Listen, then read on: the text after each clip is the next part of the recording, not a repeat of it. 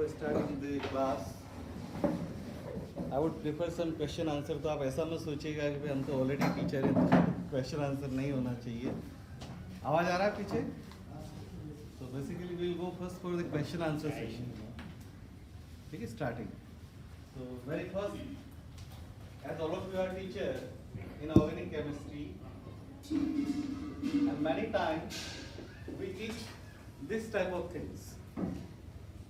For example A और B को आप मैम प्लीज ध्यान दीजिए थोड़ा सा, मेरा तरीका अलग रहता है. So for example I plus B you mix और whatever the reactant, no reaction. इसका क्या मतलब है?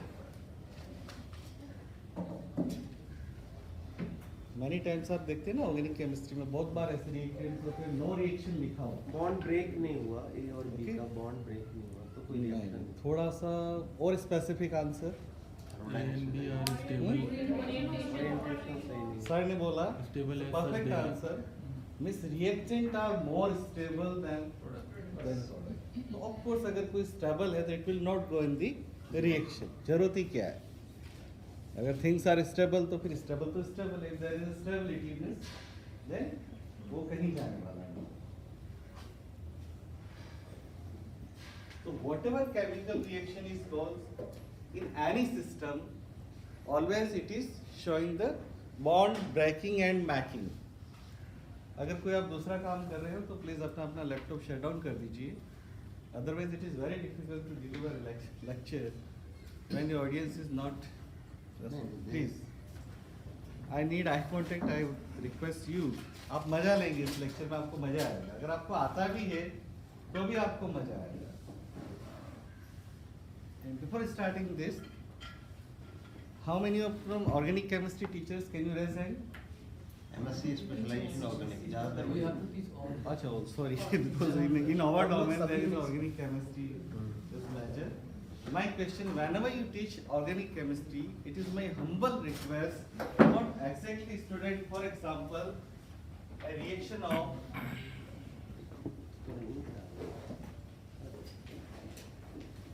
okay. Normally teacher do this kind of things. For example, if you are teaching esterification, okay, ये मैंने फेस किया है अपनी. It is my problem from the childhood. जिन भी स्कूल्स में, कोचिंग्स में, ट्यूशंस में पढ़ा हूँ, always they show this type of reactions.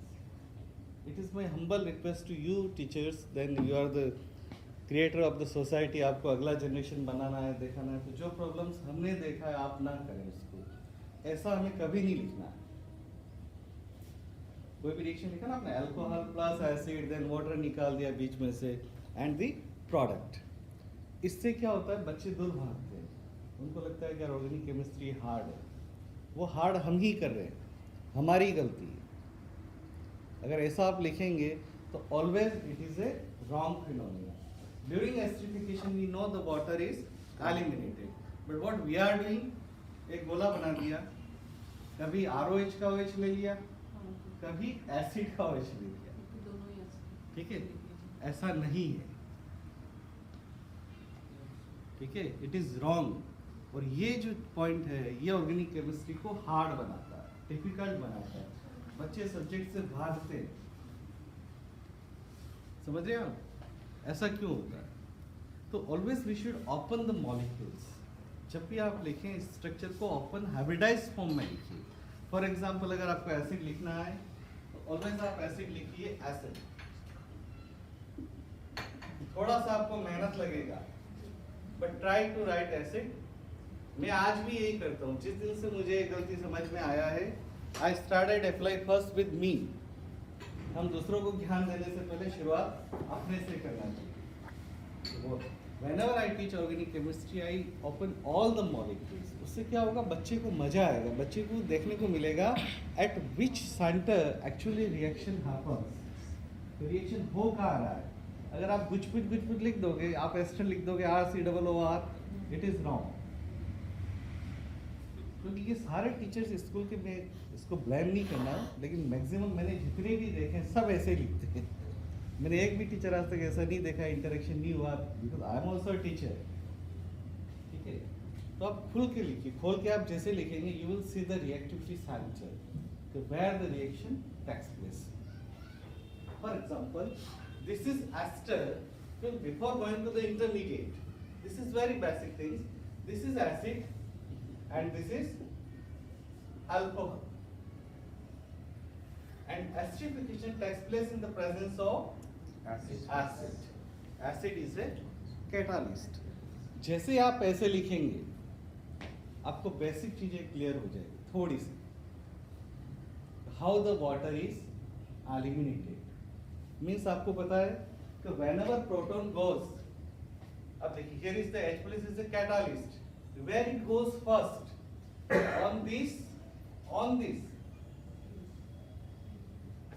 Proton कहाँ जाएगा जहाँ पे इलेक्ट्रॉन डेंसिटी ज्यादा हो. ये केमिस्ट्री का सबसे सिंपल फंडा है. प्लस हमेशा माइनस पे जाता है, माइनस हमेशा प्लस पे जाता है. It is overall fundamental of the organic chemistry. तो आपको कंफ्यूज नहीं होना है. This H plus goes to where the electron density sequence is there, here. Then its oxygen become positive and it will eliminate it. ठीक है. अब इसको आप समझिएगा थोड़ा सा डिटेल में. I will write the mechanism again.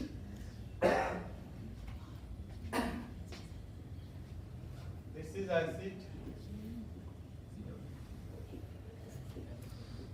Okay. And this is alcohol. When you complete this mechanism, this is a nucleophilic acyl substitution. नाम सुना आपने? Nucleophilic acyl substitution. This will attack on this. Okay. यहाँ protonation हो गया. एक बार आप समझ लीजिएगा.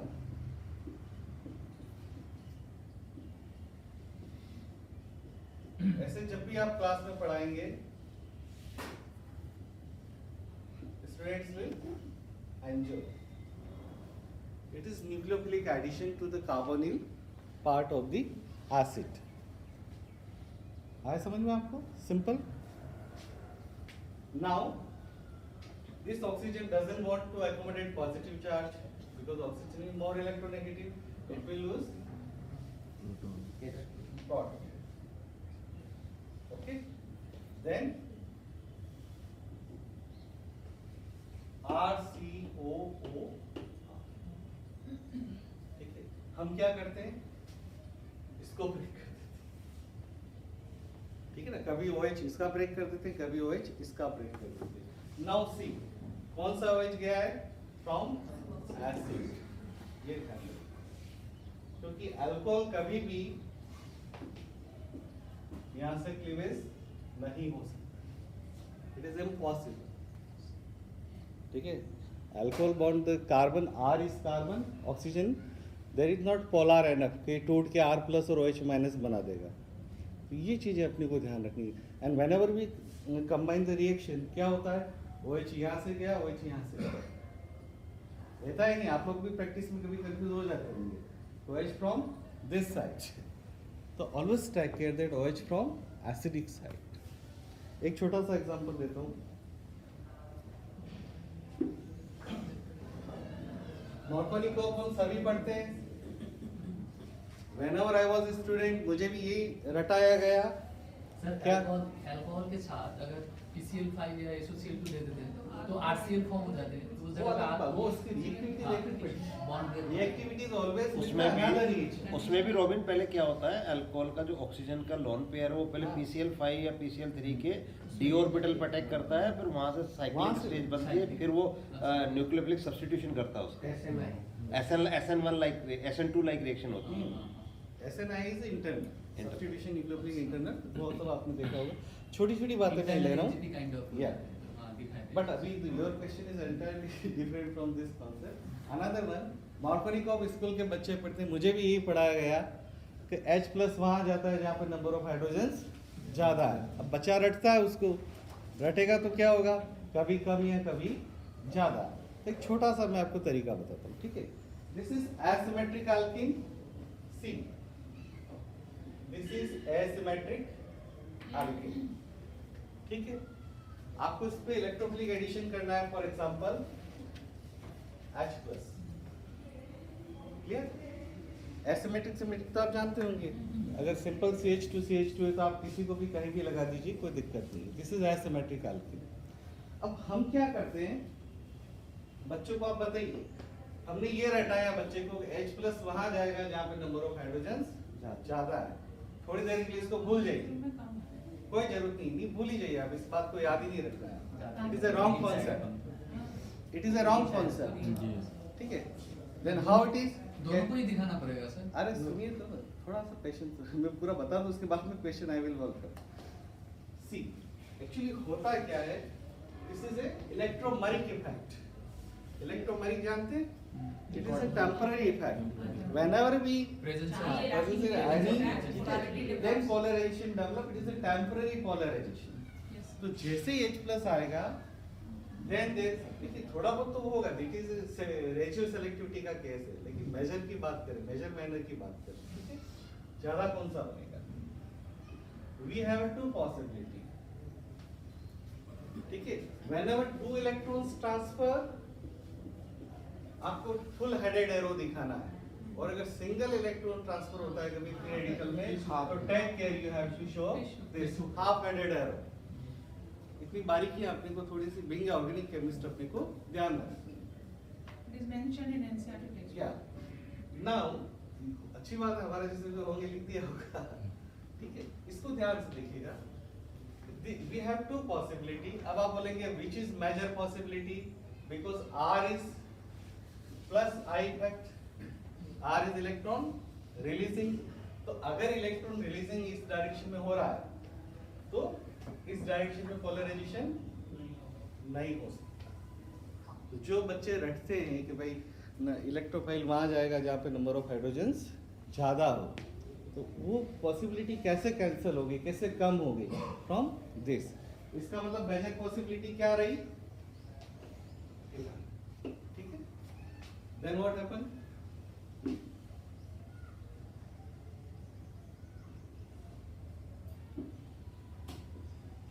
This is resulted carbocation. ये सेकंड स्टेप इसको प्रूव करने का, तो this is secondary carbocation, more stable. तो आप दो चीज से इसको प्रूव कर सकते हो, जस्ट इलेक्ट्रॉन के फ्लो के डायरेक्शन से you can conclude which route is appropriate. Clear? फिर अपने आप हो जाएगा this is secondary carbocation, it is more stable. अगर आप इसको कर देते तो कार्बोकेटायन क्या बनता? Here, that is primary carbocation, and you know if you see that any reaction carbocation or any intermediate exists here, for example tertiary होगा तो more stable, secondary होगा तो primary होगा तो here। तो whatever whichever the intermediate is more stable, क्या होगा? rate of reaction fast हो जाएगा, क्योंकि उसका energy barrier कम हो जाएगा। Tertiary will go smoothly, then secondary, then primary, मतलब smoother is tertiary।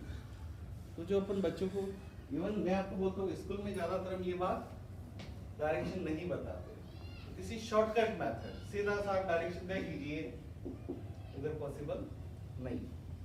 प्रैक्टिकली होता है, it is a ratio selectivity, major and minor. Whenever we get the two different products, one is in higher ratio, another one is तो ratio selectivity is a term. तो major कौन बनेगा? According to Markovnikov. तो Markovnikov rule is ionic intermediate mechanism. Have you heard anti Markovnikov? Kharasch effect, ठीक है, this is खराश effect. वहां पे जो इंटरमीडिएट कौन सा बनता है? Free radical mechanism. ठीक है, बस ये आपको बच्चों को अच्छे से बताना है कि where is the free radical and where is the ionic. Anti-Markovnikov works only in presence of HBr and peroxide। तो वैसे आप सभी टीचर्स हैं, छोटी-छोटी बस मॉलिक्यूल्स को आप लिखिए थोड़ा सा बड़े से। फॉर एग्जांपल एल्डोल कंडेंसेशन का भी आपको पढ़ाना हो,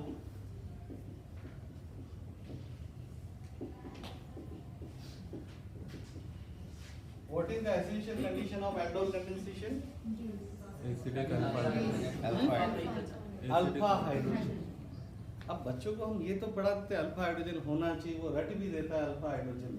कभी ये पूछा कि भाई अल्फा ही क्यों, why not beta? Because it is acidic hydrogen. The alpha hydrogen is acidic, from where we can generate the nucleophile, and by which अगर nucleophile ही नहीं बना तो nucleophilic addition भी होना नहीं है, तो that's why alpha. So the RCO group is strong electron withdrawing group. This is withdrawing group, so it will easily create carbon. एक सबसे common question होता है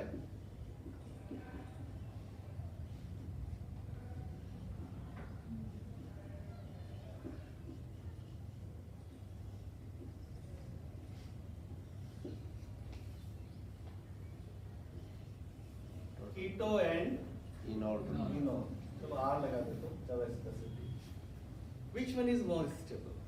Keto. And what is the logic behind this?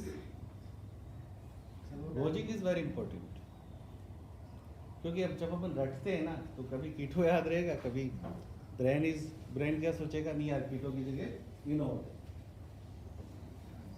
What is logic behind this? Very simple logic जो आपको हमेशा याद रहेगा, कभी आप भूल ही नहीं सकते। Plus I factor. Even if you want to forget, you cannot forget. क्या करना है? What is the main difference? CO and CH. बस। Carbon oxygen double bond, carbon carbon double bond. Which is more stronger? Carbon oxygen. Because oxygen is more electronegative than carbon, तो वो ज़्यादा close रहेंगे. That will be more stronger. जो more stronger है वो more stable है, तो भूलना ही नहीं कभी। कीटो स्टेबल है, enol. CO is shorter than CC, है ना? तो ये छोटी छोटी ट्रिक्स है जो अपने को याद रखनी है। This bond is stronger, this is CO and this is CC, ठीक है? More stronger is CO, so more stable is CC।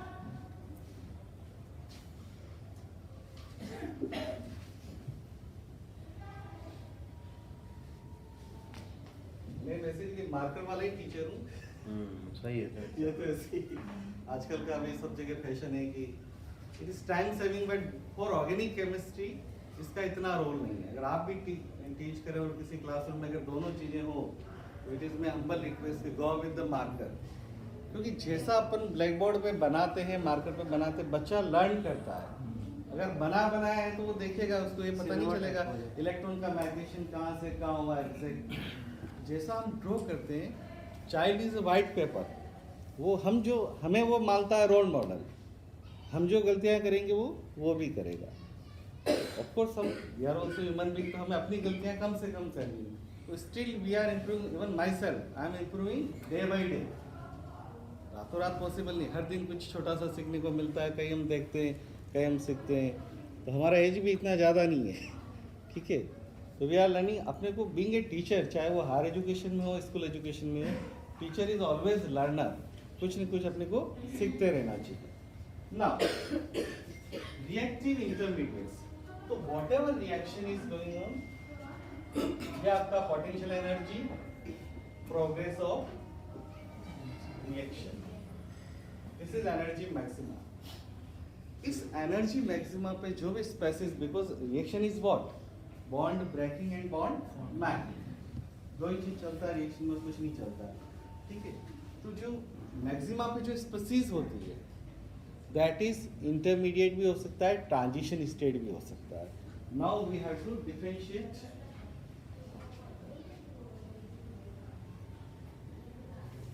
This. One is transition state, ठीक है? Another one is intermediate. So what is the difference between transition state and the intermediate? Can anybody explain? Transition state, I think it's having high energy and less stability, and intermediate is having more stability. One more difference, transition state is hypothetical. Intermediate It is can not be real. isolated. Intermediate can be Isolated. Intermediate may be stable, we can isolate, but transition state is totally hypothetical. Actually होता क्या है, जब bond making और breaking होता है, these are simultaneous in many cases. जैसे जैसे bond बनता है वैसे वैसे बॉन्ड छूटता है। ऐसा नहीं बन गया और वो अकेले अकेले रहेगा तो क्या होगा, सॉल्वेंट और many other polar species will surround. जैसे आप कहते हो SN2, SN2 में आप क्या बोलते हो, इन्वर्जन, 100% इन्वर्जन बोलते हो, मैं कहूँगा नो। ठीक है, ये छोटी छोटी बात है। SN2 की अगर हम बात करें, SN2 में आप क्या बोलोगे, प्रोडक्ट इज 100% इन्वर्टेड, मैं बोलूंगा नो। ये साइंटिफिकली प्रूव्ड है। ठीक है, the inversion is not 100%, even 70-30, 60-40 many times. क्यों? क्योंकि जब न्यूक्लियोफाइल बैक साइड से अटैक करता है तो जो लिविंग ग्रुप है वो कोई सीधा अलग नहीं हो जाता है, धीरे धीरे वो डिपार्ट होता है। This is attacking and the departing slowly. तो ऐसे बहुत सारे मॉलिक्यूल्स होते हैं, कोई एक मॉलिक्यूल तो है नहीं, कईयों में वो लगा रह जाएगा। ठीक है, कईयों में वो आगे से भी लग सकता है। तो ये जो प्रोसेस है मीन्स वो टोटली 100% इन्वर्जन नहीं होता है, वो रहता है इंटीमेट आयन पेयर। एक नया कॉन्सेप्ट है जिसको बोलते हैं इंटीमेट आयन पेयर। यानी कि SN2 में जब आप बात करते हो, this is coming nucleophile and this is living nucleophile. ठीक है, तो ऐसा नहीं कि जैसे ही न्यूक्लियोफाइल बैक साइड से नया आया और X पूरा सेपरेट हो गया, it is not as such. On paper we can think about this, पर सारा केमिस्ट्री कहाँ होता है, लैब में होता है। कभी आपने सोचा कि जो रिएक्शंस हम पढ़ रहे हैं वो ही क्यों है, व्हाई नॉट अदर्स? ये क्वेश्चन आपके दिमाग में आता होगा, मैं भी जब पढ़ता था तो आता था। तो ये रिमर्टिमान है तो रिमर्टिमान में यही रिएक्शन हम क्यों पढ़ रहे हैं, ये ग्रुप क्यों लगा हुआ, दूसरे ग्रुप क्यों नहीं लगे हुए? When it was tried in the lab, the person must have taken Yeah. So all the reactions, whatever we are studying in our curriculum, it is already published by someone in around the globe. आजकल दुनिया बहुत छोटी हो गई है। ठीक है, तो जिसने जो रिएक्शन किया है, जो ग्रुप्स लगाए हैं, हम जो कर रहे हैं आज, हो सकता है वो 10 साल 20 साल बाद टेक्स्ट बुक में आए। ठीक है, तो हम जितनी भी रिएक्शंस पढ़ रहे हैं, whatever example we are studying now, this all are the part of the researchers. उन्होंने इसको किया है, पब्लिश किया है, और उस पब्लिश डोमेन से फिर जो टेक्स्ट बुक राइटिंग होती है, जैसे मेरे 2-3 फ्रेंड्स NCERT में हैं, दे आर प्रोफेसर देयर, लेकिन अब वो वहाँ NCERT में प्रोफेसर है, उनका काम क्या है, टेक्स्ट बुक लिखना, क्योंकि वहाँ NCERT में कॉलेज नहीं, यूनिवर्सिटी नहीं, so that designation is professors, but what they are doing on curriculum development, they also invite us as a expert, and हम सारी ये बातें करते हैं, छोटी छोटी बातें। और अगर जो NCERT की बुक्स में जो भी कमी रहती है, एक पूरा टीम है बहुत सारे लोगों का, they all give their suggestions how we can do actually. So today's topic, the high energy these things, transition state clear? This is entirely hypothetical, and one is intermediate that may be isolate, depend on their groups and surrounding. Means आप उनको real existing species होता है, intermediate is a real existing species.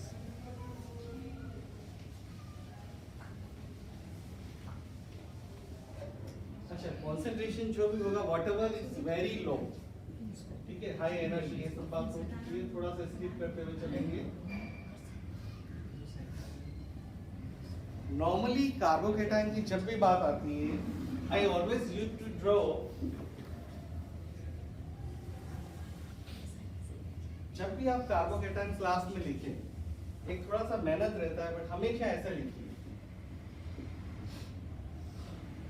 मैं आज भी class में carbocation ऐसे ही लिखता हूँ। अगर कार्बेनियन लिखना हो तो I always draw the carbanion like this. If I have to draw the free radical, I use this. Structure जैसा एग्जिस्ट करता है वैसा आप लिखिए क्लास में, आपको मजा आएगा। फिर आपको अलग से नहीं लिखना पड़ेगा कि कार्बोकेटाइन का स्ट्रक्चर प्लानर होता है। If you draw in the class planar, of course बच्चे को समझ में आ जाएगा सर ऐसा ही क्यों लिख रहे हैं, तो कहीं ना कहीं वो क्लिक करेगा, इट विल कनेक्ट। नहीं तो आप लिखेंगे अलग, बोलेंगे अलग, कि कार्बोकेटाइन का स्ट्रक्चर प्लानर होता है। मैं ड्रॉई प्लानर करता हूँ ऑलवेज, थोड़ी मेहनत लगती है उसमें। समटाइम्स विद सम कलर ऐसे 2-3 लेके जाता हूँ, अलग अलग कलर का दिखा देता हूँ, पॉजिटिव चार्ज, वैकेंट ऑर्बिटल, तो बच्चों को थोड़ा मजा आता है। तो normally we use the term carbocation here, but basically further थोड़ा सा स्पेसिफाइड है। One is carbonium, another one is carbonium. अब आप बोलोगे सर ये तो नई बात हो गई। अभी भी हम कार्बोकेटाइन या कार्बोनियम ट्राइवेलेंट को ही बोलते हैं, बट एग्जैक्ट क्या है? The species which is trivalent that is carbonium, और जो पेंटावेलेंट यानी कि नॉन क्लासिकल है। आप बोलोगे सर कार्बन तो पेंटावेलेंट होता नहीं है, तो हाइपोथेटिकली जो नॉन क्लासिकल होते हैं कि 2 बॉन्ड, एक बॉन्ड का बनना और एक का डिपार्टेड होना, तो दैट इज पेंटावेलेंट, उनको हम बोलते हैं साइक्लिक इंटरमीडिएट। नॉर्मोनाइल सिस्टम से जो बनते हैं ना।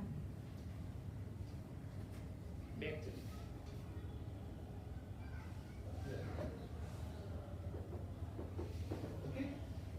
So, trivalent is carbanium and pentavalent is carbonium. But as a practice, we are using the term carbonium, carbocation या carbonium ion as a trivalent. चल रहा है, ठीक है, but exact difference is this. So it is pentavalent जितने भी होते हैं non classical, actually this is carbonium, पर अभी प्रैक्टिस में चल रहा है।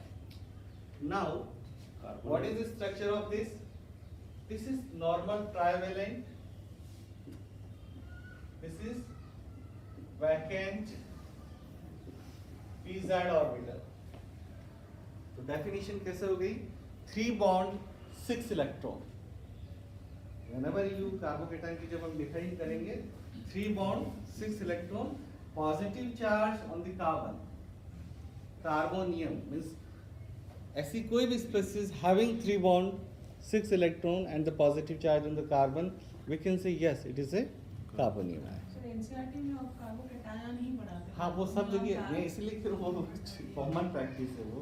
हम लोग भी कार्बोकेटाइन ही पढ़ाते हैं। ओनियम जनरली वहाँ यूज करते हैं होते हैं, जैसे मेरा मानस था ज़्यादा हाँ, होता है कि निशानी जहाँ से। पे एक आपका एडिशनल कोई ग्रुप के ऐड होने से वैलेंसी इंक्रीज हो गई है और पॉजिटिव चार्ज आ गया, जैसे अमोनिया से अमोनियम, हाइड्रोक्सिल से हाइड्रोक्सिनियम, ओनियम वर्ड जैसे H3O+ के लिए आप यूज कर रहे हो तो हाइड्रोनियम, इसलिए से ये जहाँ पे एक हाँ, इसीलिए सर ने ये लिखा है पेंटावेलेंट की एक एक्स्ट्रा ऐड होने के बाद जो पॉजिटिव चार्ज आएगा तब ओनियम होगा।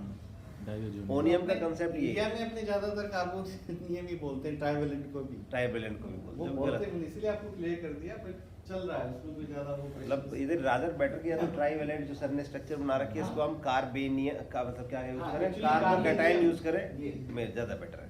It is much better to specify carbenium. Trivalent जितने भी हैं इट इज फ्यू, बट चल रहा है रोम प्रैक्टिस है, वो सभी तरफ चल रही है, everywhere in the universities, colleges, schools. लेकिन ये आपको थोड़ा सा मालूम होना चाहिए कि भाई ये है कहानी। जो नॉर्मल हम ट्राइवेलेंट की बात करते हैं दैट इज मतलब सिंपल अपना प्लानर स्ट्रक्चर होगा, ठीक है, like this, and this is a pz जो वैकेंट ऑर्बिटल आपका रहेगा। क्लियर?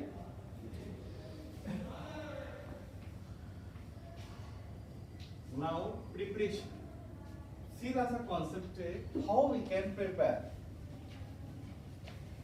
अब देखिए अगर R at X, for example X is halogen, अब आप सोचोगे RX बॉन्ड तो टूट जाना चाहिए, क्यों टूटेगा? भाई carbon and halogen, the more electronegative bond, it is a strong bond, ऐसे नहीं टूटता। फिर what is driving force for this cleavage? ये जो बॉन्ड क्लीवेज होगा, what is the driving force? आपने रिएक्शन में अल्काइल हैलाइड ले लिया, ठीक है, अब आप ये तो सोचो RX टूटा कैसे? Lewis acid. हाँ? Lewis acid. हाँ? Lewis acid Solvent. can accept नहीं, polarized. ये रस्सा कस्सी का गेम है actually. RX is a very strong bond, solvation, जो पोलर सॉल्वेंट आप लेते हो उसमें क्या है, 2 पोल होंगे पोलर में, तो एक R को, जैसे R इज ए पॉजिटिव, तो पोलर सॉल्वेंट इज देयर, वो R को नेगेटिव एंड इसको Stabilize. सराउंडिंग कर लेगा, X माइनस को पॉजिटिव एंड सराउंड कर देगा, फिर वो बॉन्ड टूटता है।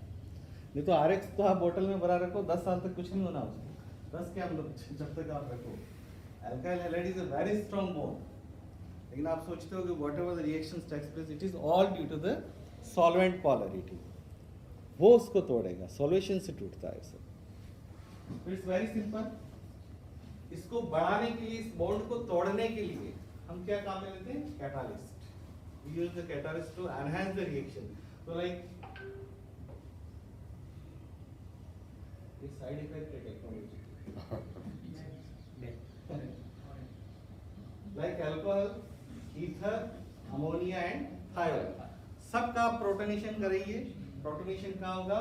मोर इलेक्ट्रोनेगेटिविटी के प्रोटोनेशन हो जाएगा एंड इट विल, अब बॉन्ड इजीली टूट जाएगा। It is a driving force. आपको तोड़ना है तो ऐसे तो टूटेगा नहीं, आइदर सॉल्यूशन से भी धीरे टूटेगा। And if you use the catalyst it will immediate break, ठीक है ना, क्योंकि फिर क्या हो गया? फिर तो O प्लस हो गया, और O प्लस क्या करेगा? इलेक्ट्रॉन R से खींचेगा, O हो गया, नाइट्रोजन हो गया, whatever. So these all are the species.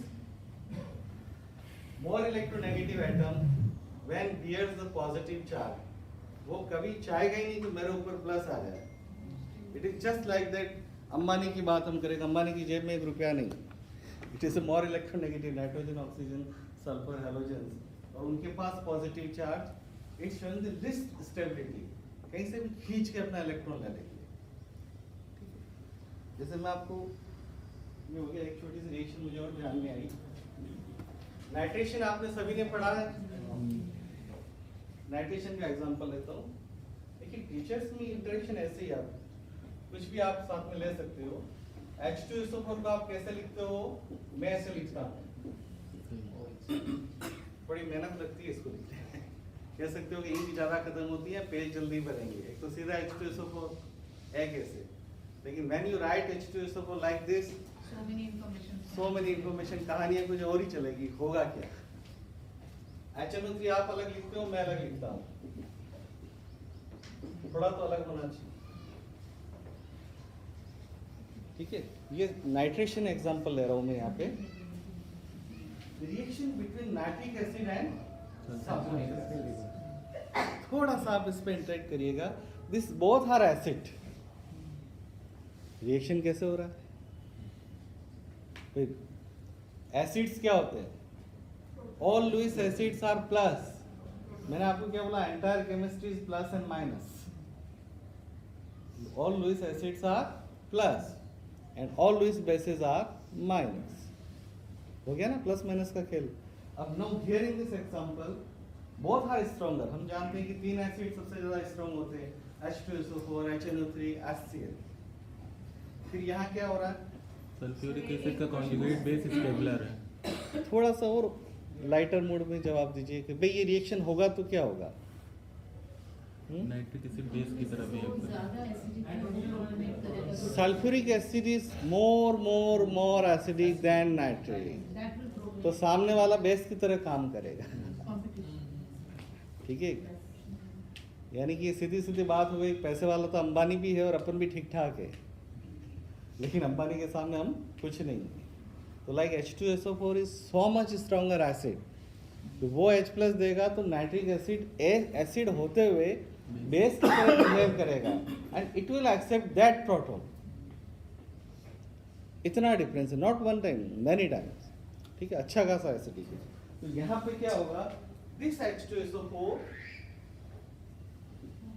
will give H plus, और ये भाई साहब जो कि ऑलरेडी स्ट्रॉन्ग एसिड है, they will accept drop, ठीक है। और फिर NO2+ नाइट्रोनियम आयन बनेगा। That is a different story. Means this is the reaction between acid and acid. Now एक question sir, we used to tell the children H2SO4, HNO3 and HCl are strong acids, फिर हम उसको HI के साथ और HF के साथ compare करते हैं, तब बोलते हैं HI स्ट्रॉन्गर एसिड है क्योंकि BD कम होगा, तो बच्चे कंफ्यूज रहते हैं, मैं भी कंफ्यूज रहती हूँ। सिंपल सा देखो, स्ट्रॉन्गर में आप कंजुगेट वाला भी एग्जांपल दे सकते हो। अगर इसका जो बेस है वो ज्यादा स्ट्रॉन्ग है, pKa वैल्यू से सबसे अच्छा डिसाइड होगा। This is the only explanation. HCl और HI को कंपेयर करते हैं सर BD वाले में, तो हम HI वाला बोलते हैं बच्चे को, जस्ट हैलोजन की सीरीज देखो थोड़ा सा कंपेयर तो HCl और HI को कर रहे हैं रोबिन, इन दोनों में HI को एक्चुअली क्या है ना, केमिस्ट्री का नेचर भी थोड़ा समझना पड़ेगा ना अपने को, कि सबसे पहले हमारे पास फैक्ट होता है, फिर उसको हम बाद में क्या करते हैं, हाँ, एक्सप्लेन हाँ। करते हैं। हमारे पास सारे एसिड के पीके पहले लिखे हुए लिखे हैं, हुए। अब हम जस्टिफाई करते हैं ऐसा क्यों होगा, अब हम थ्योरी से हाइपोथेसिस से जस्टिफाई करते हैं। On the basis of this हमें क्या है ना, साइंस को जस्टिफाई हम प्रैक्टिकल वैल्यू से ही कर सकते हैं। यही कर सकते हैं। बच्चे कई बार ये पूछते हैं, सर आपने कभी एटम देखा है? आजकल तो चलो इलेक्ट्रॉन माइक्रोस्कोप है, तो पर उसमें भी क्या है, डॉट डॉट ही तो दिखेगा। इलेक्ट्रॉन उसको हमने मानना पड़ेगा वो एटम है, उसके इलेक्ट्रॉन- सेंटर में प्लस है, चारों तरफ माइनस है। तो मतलब डेटा के हिसाब से HCl का पीके कम होना चाहिए, HI का ज्यादा होना चाहिए? तभी तो वो HI का stronger- कम- नहीं, नहीं, stronger ऐसा- acid है तो less acid- सुनिए। stronger acid सर- तो less pK है ना? मैं बोल जगह कम होगा। सुनिए सुनिए सुनिए, it is being acid in a bottle, उसका pK value that is different thing. Being acidic nature in reaction is a totally different thing. Totally आपने अल्कोहल, आप कहते हो किस तरह बिहेव कर रही है, ये कभी एसिड की तरह बिहेव कर रही है, कभी बेस की तरह बिहेव कर रही है।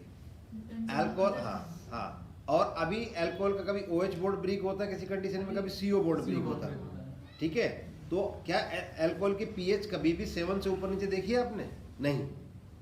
अल्कोहल एज ए प्योर बोतल में रखा है, उसमें लिटमस टेस्ट नहीं देगी वो आपको, वो यूनिवर्सल इंडिकेटर टेस्ट नहीं देगी, पर it's chemical behaviour is behaving like acid in some of the reactions where it is releasing H+ during the attack. So like acids release H+, alcohol is behaving similarly. तो ये इसका acidic proton की तरह release कर रही है, acid के proton की तरह। It doesn't mean alcohol has the pK values lesser than और more than. When you are talking about the Arrhenius acid base, then there is concept pK value, that's the only thing where you can decide. When in organic chemistry, under a certain condition, an acid can behave as a very strong acid, while in another condition it can behave as a very weak acid. In the present case, इस present case में strong acid कौन सा है? HNO3 H2SO4, and और weak acid कौन सा है? गलत, दोनों ही weak है। जब strong से strong टकराता है तो दोनों weak हो जाते हैं। H2SO4 के लिए बड़ा मुश्किल है कि HNO3 को एक प्रोटॉन दे दे, तो वेरी वीक एसिड की तरह वो प्रोटॉन देता है उसको। और HNO3 जो खुद एक स्ट्रॉन्ग एसिड है, उस मतलब देने के टेंडेंसी के ऊपर आप बोल रहे हैं। yes, it is behaving a very weak acid, कैसे दोनों and HNO3 is behaving like very weak। है ही ये बिल्कुल। अगर एक भी स्ट्रॉन्ग की तरह बिहेव करेगा, एक भी, तो reaction will be very fast, and it is RDS step in this reaction. Nitration का RDS ही ये है कि HNO3 H2SO4 की रिएक्शन किस रेट से होती है, रेट डिटरमाइनिंग स्टेप। और ये बहुत स्लो है क्योंकि दोनों वीक की तरह बिहेव करते हैं। अंबानी को मतलब अडानी भीख दे रहा है कि ले मैं तेरे को भीख देता हूँ, वो कि मैं क्यों लूँ, वो मैं क्यों, वो थोड़ा बहुत कैटलिस्ट मोदी जी दबाव डाले तो ले सकता है, नहीं तो नहीं लेगा। तो दोनों किसकी तरह बिहेव करेंगे? तो वीक की तरह बिहेव करेंगे। दोनों स्ट्रॉन्ग है, मैं क्यों लूँ, वो कहते तू प्रोटोन लेके तू ही ले लेना, मेरे पास भी खूब है, तो इस रस्सा कसी में तो दोनों बहुत वीक हो जाते हैं। अच्छा, इसी में एक थोड़ा सा सर ने जैसे काफी अच्छा टॉपिक पे आ गया, बच्चे बार बार कंफ्यूज हो जाते हैं what is nucleophilicity and what is basicity. हाँ, ठीक है, जब आप MSc में आता है वैसे कॉन्सेप्ट 12 तक नहीं आता, बट IITs तक में आ जाता है। जो बच्चे IITs वगैरह में करें, दोनों ही इलेक्ट्रॉन देने का कैपेसिटी है, nucleophilicity and basicity. Yes. What is the difference? कब न्यूक्लियोफाइल की तरह देखेंगे हम और स्ट्रॉन्गर द न्यूक्लियोफाइल, एंड कब उसको स्ट्रॉन्ग बेस मानेंगे? जब से दूर से जब प्रोटॉन एक्सट्रैक्ट कर देंगे तब बेसिसिटी होगा। देखिए दोनों ही इलेक्ट्रॉन डोनेटिंग कैपेसिटीज है, ठीक है।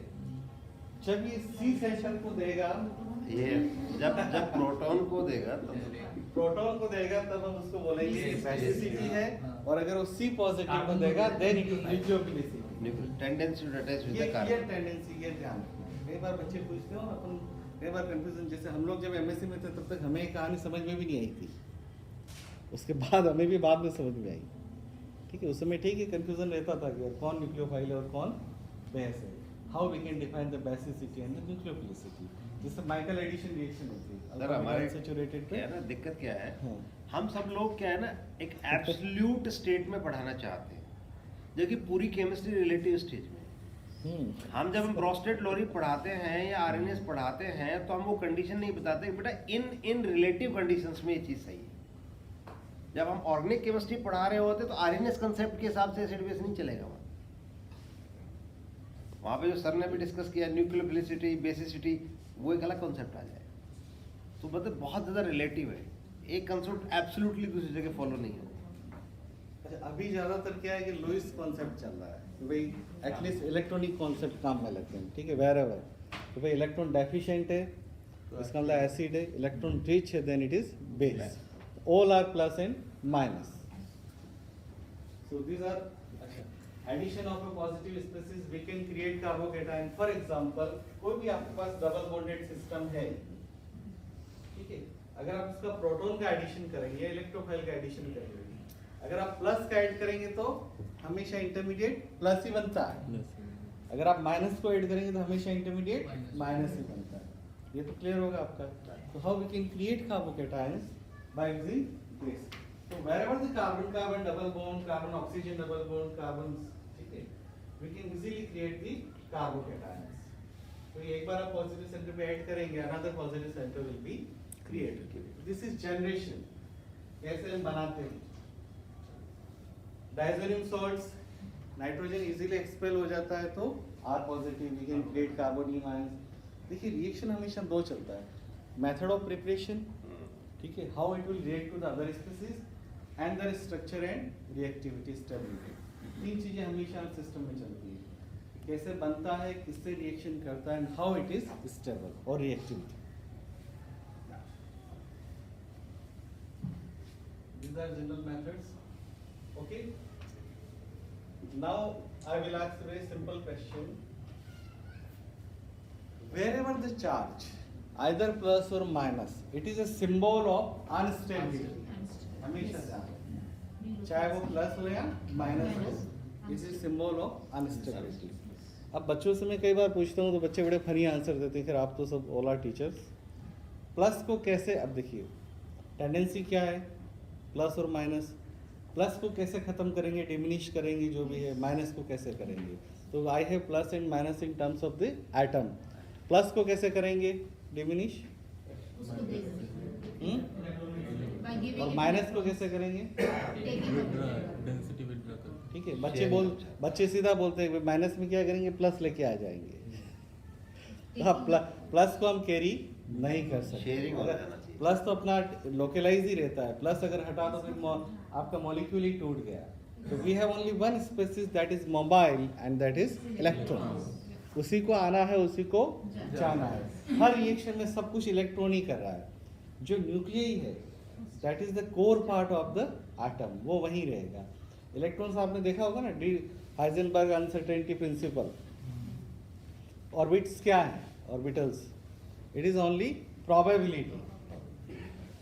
फिर आपने सोचा कभी कि मेरे घर के आगे अगर ट्रेन जा रही है, चाहे उसका 130 140 स्पीड है, फिर भी मैं बता सकता हूँ कि 140 की स्पीड से जा रही है और मेरे घर के आगे से होकर जा रही है। uncertainty is very small, extremely small। क्या रहेगा?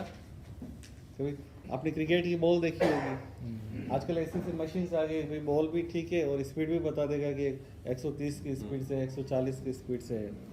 अनसर्टेनिटी प्रिंसिपल हमेशा इलेक्ट्रॉन जैसे स्मॉल पार्टिकल्स पर ही अप्लाई होता है, बड़े पार्टिकल मतलब ही नहीं। क्योंकि जैसे पार्टिकल साइज बड़ा हो जाएगा you can see the position and the velocity both at together.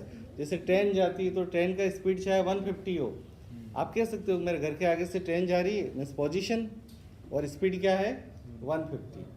But electron जैसे स्मॉल पार्टिकल्स पे हम नहीं कर सकते। या तो हम ये बता सकते हैं कि कहाँ है या फिर उसका वेलोसिटी क्या है।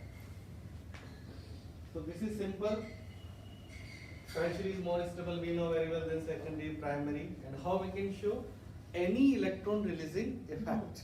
क्योंकि प्लस है, अब प्लस को कोई भी ऐसा फैक्टर जो इलेक्ट्रॉन उसके ऊपर रिलीज करेगा, स्टेबलाइज करेगा, तो वो उसकी स्टेबिलिटी को बढ़ाएगा।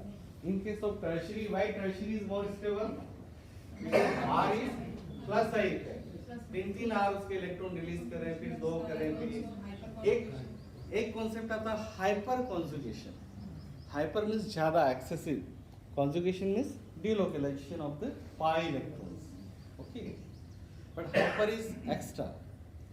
हाइपर में कौन कॉन्जुगेशन में आता है, sigma sigma electron. It is a versatile in terms of the sigma. अच्छा, फिर एक क्वेश्चन बच्चे पूछते हैं कई बार, तो सर आपने हाइपर कॉन्जुगेशन बताया, ध्यान से देखिएगा, मैं बता रहा हूँ आपको।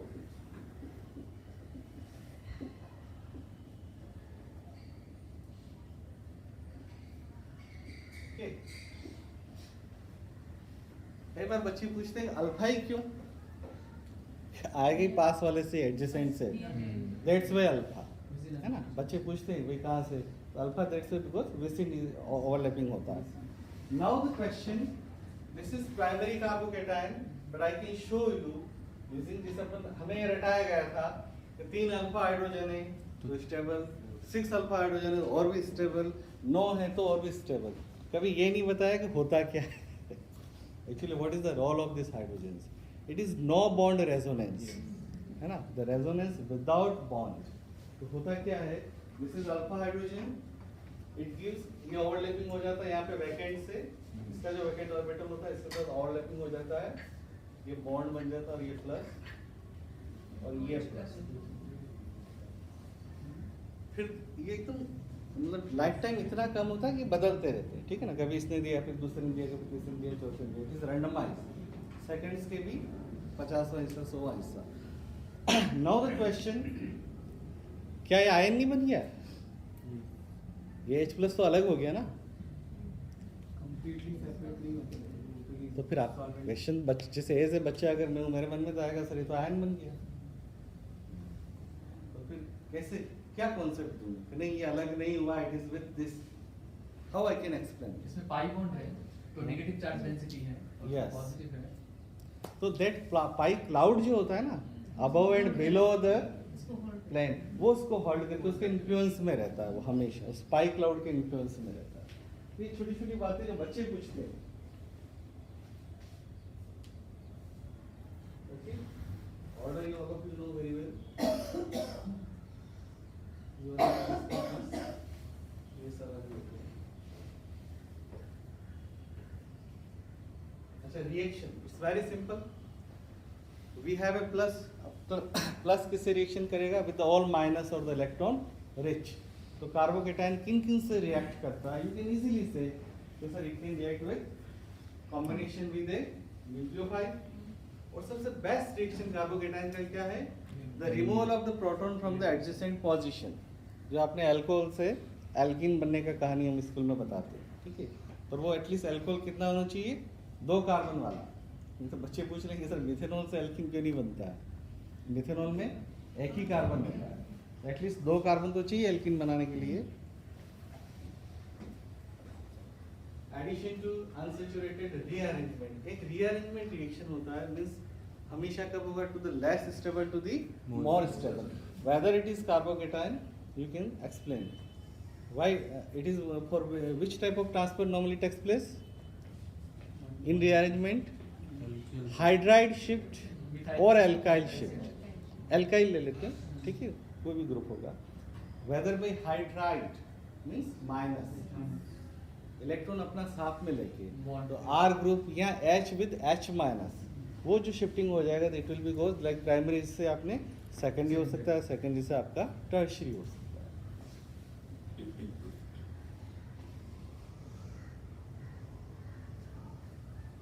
तो यू कैन सी एडजेसेंट से इसने प्रोटॉन को लूज कर दिया, थोड़ा सा टाइम का कमी है, मैं स्किप कर रहा हूँ कुछ चीजें।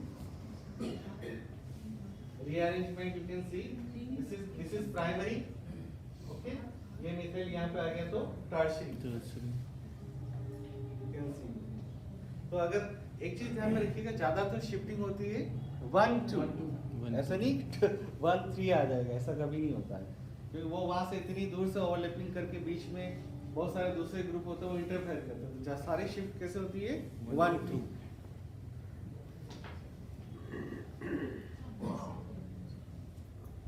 ये आपका नॉन क्लासिकल हो गया, थोड़ा सा इसका भी स्ट्रक्चर दिखा देता हूँ, जो सर ने बताया था pentavalent, it is carbonium ion, जो हम टेंडेंसी वाइज बोलते हैं। देखिए पेंटावैलेंट यहाँ पे प्लस है तो 5 bond you can see 1 2 3 4 5, but they all are in the transition state. Normal इसका एग्जिस्टेंस नहीं होता है, तो ये सारे ट्रांजिशन स्टेट में होते हैं। नॉन क्लासिकल एमएससी के बाद की कहानी ज्यादातर, और आप इतना बच्चों को बता सकते हैं कि ये जो नॉर्मल कार्बोकेटायन होते हैं पेंटावैलेंट ऐसे होते हैं। देखिए ये OBS जो ग्रुप है ये न्यूक्लियोफाइल ये डिटेच होगा, यहाँ पे प्लस होगा, ठीक है। इससे डिटेच के बाद प्लस यहाँ पे आएगा और ये जो बॉन्ड है 6-7 वाला बॉन्ड ये इधर शिफ्ट करेगा, ठीक है। तो पेंटावैलेंट सिचुएशन बन जाएगा। अच्छा डिटेक्शन, NMR इसको बड़े अच्छे से डिटेक्ट कर लेता है, ठीक है। तो भाई आप कैसे पहचानोगे कि रिएक्शन मीडियम में आपका कार्बोकेटायन एग्जिस्ट करता है। तो NMR का अगर आपको थोड़ा बहुत हो तो अपन बात करें मिथाइल का सेम हाँ, पीक आएगा प्लस का। हाँ। तो ये अगर आपको आइडिया होना चाहिए जैसे डाउन फील्ड डीशील्डिंग और अप फील्ड, लेकिन वो बच्चों का लेवल होता नहीं 12th में, इसलिए हम उसको स्किप करते हैं। कि बच्चे भी पूछ ले सर कैसे पहचानोगे, तो आप सिंपल बोल सकते हो lot of techniques are there where the reaction mixture can be, उनको एनालिसिस किया जाता है, उसमें उसका पीक आ जाता है, तो उसकी प्रेजेंस का पता लग जाता है। Carbanion means simple 3 bond 8 electron,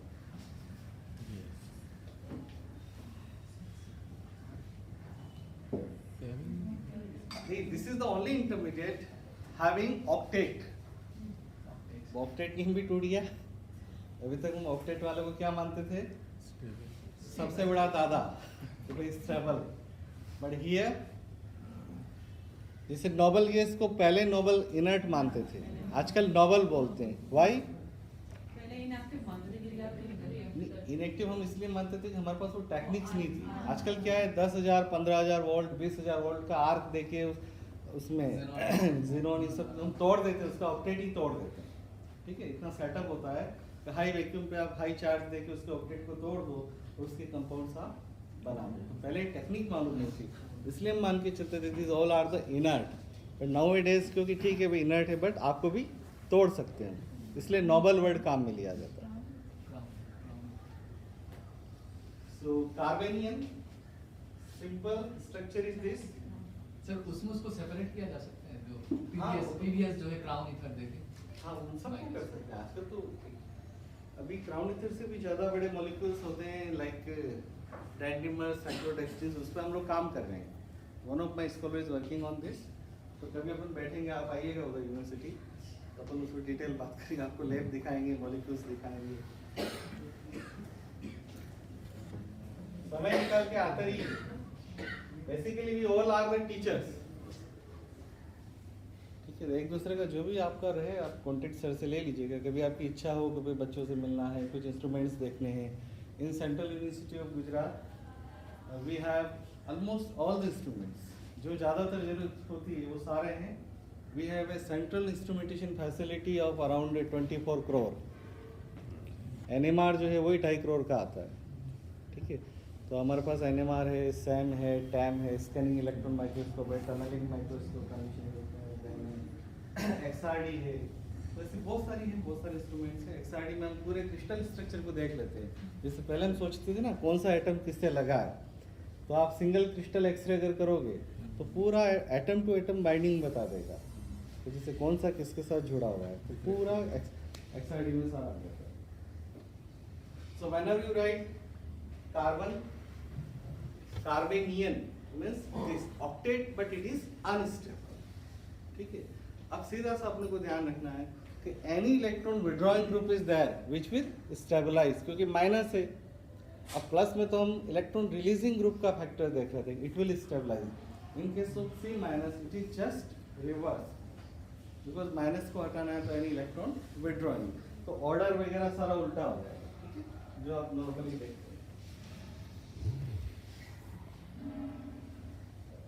this is sp3 hybridized, लेकिन बिकॉज लॉन VSEPR थ्योरी आपने पढ़ा होगा, valence shell electron pair repulsion theory, तो LP-BP इंटरेक्शन इज देयर, तो सारे थोड़े से एक दूसरे के पास आ जाएंगे, ठीक है, लाइक पिरामिडल शेप बन जाएगा इसका।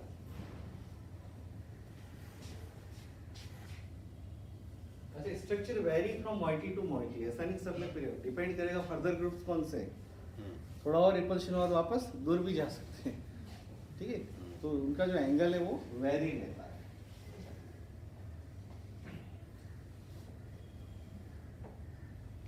This is order.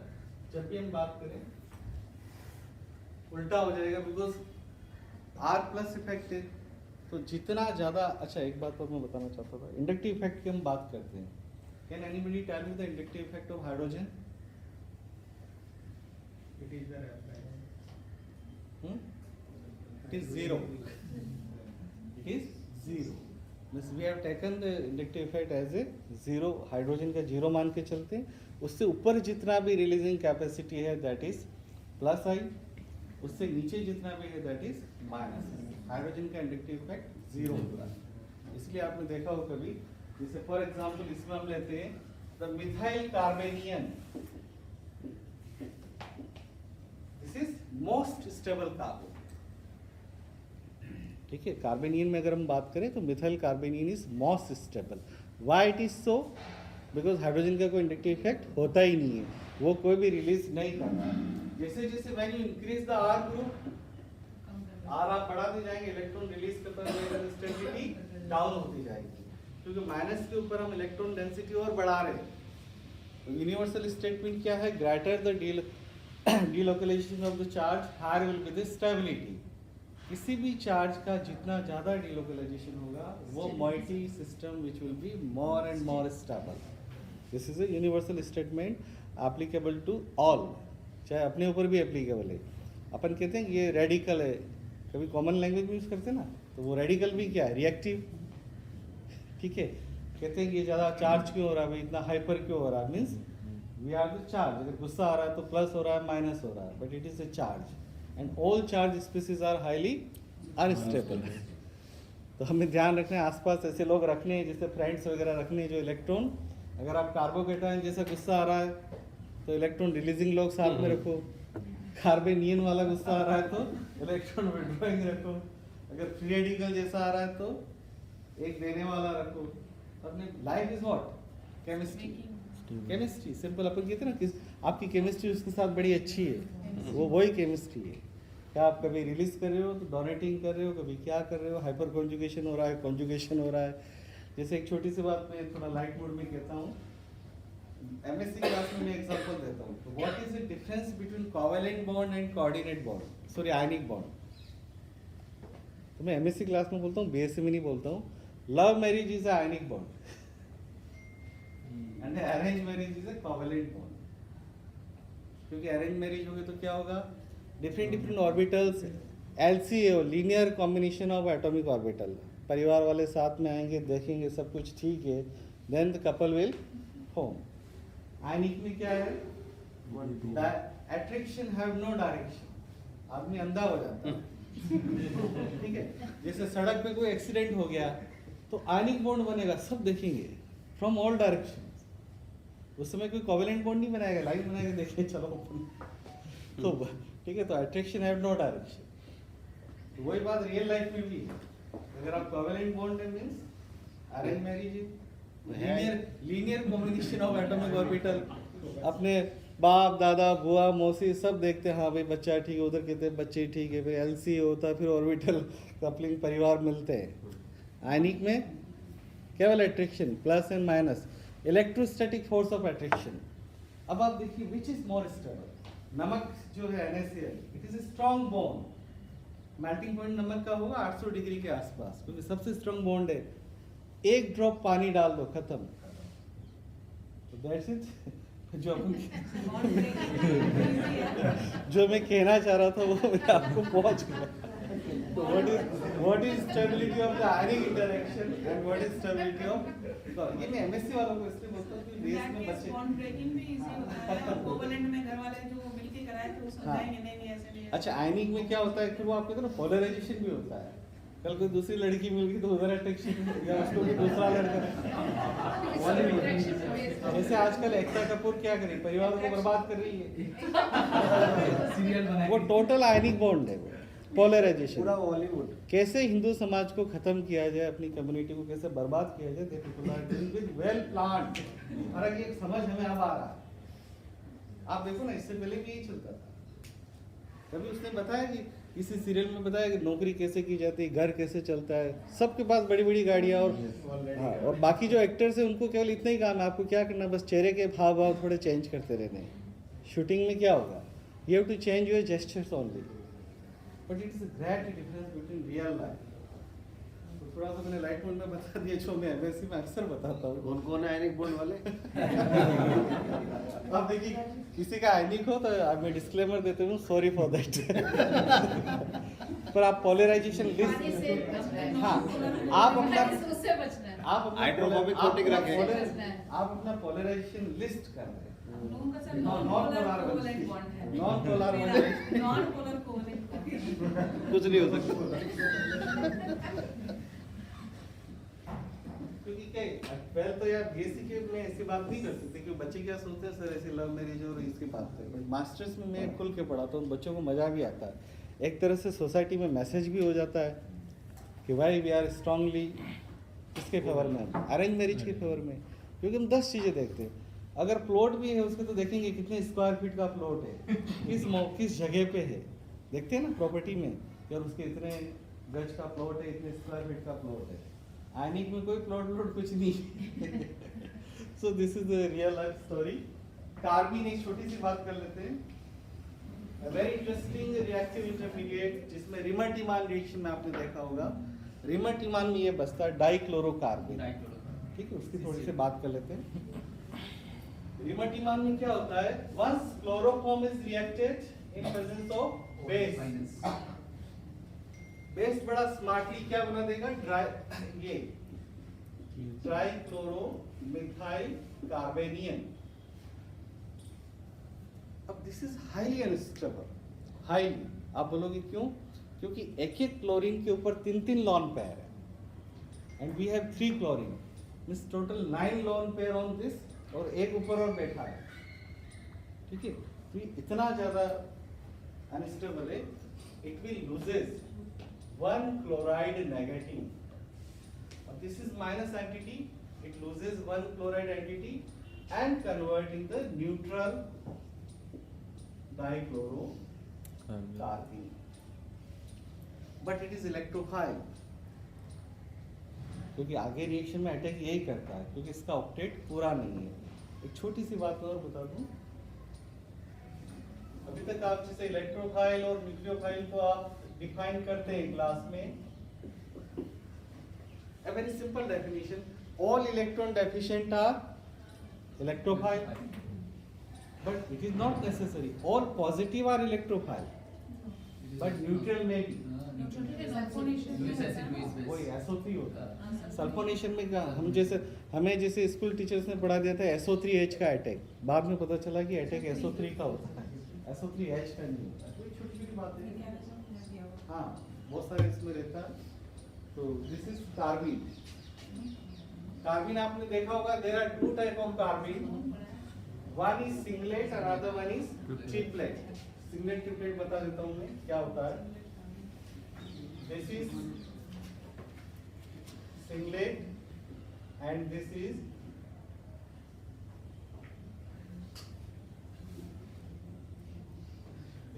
triplet and this is singlet. Singlet to triplet का मतलब क्या है? स्पिन अगर same, This is, we have to consider the spin 2s plus 1. Okay.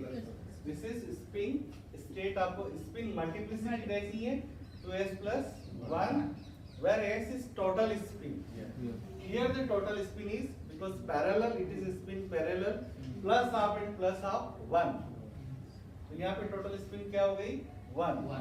तो 2 plus 1, spin multiplicity क्या आ गई? 3. That's why it is a triplet. This is plus half and minus, because electron are here spin paired. So it is 2, 0 plus 1 equal to 1. Okay, I think time is over. Hope you enjoyed. बहुत सारी chemistry को छोड़ के छोटी मोटी बातें हमने कई एक्स्ट्रा की है, because all of you are teachers. तो आपको सोसाइटी को, हमारे बच्चों को आप ही को पढ़ाना है। मैं तो ये मान के चलता हूँ। मेरे फैमिली में सारे टीचर्स रहे, मेरे फादर भी। और जब मैंने टीचिंग करियर शुरू किया था, मेरे फादर ने एक बहुत अच्छी बात बोली, अभी भी वो रिटायर्ड टीचर हैं। वो बोलते हैं बच्चों को अच्छा से अच्छा पढ़ाना तो तेरे बच्चे पढ़ेंगे। और वो रियल भी है। मैंने ऐसे कई लोग देखे हैं कि जो बड़े बड़े प्रोफेसर, बड़े बड़े साइंटिस्ट रहे हैं, अगर उन्होंने डेडिकेशन से काम नहीं किया है, उनके बच्चे घूम रहे हैं।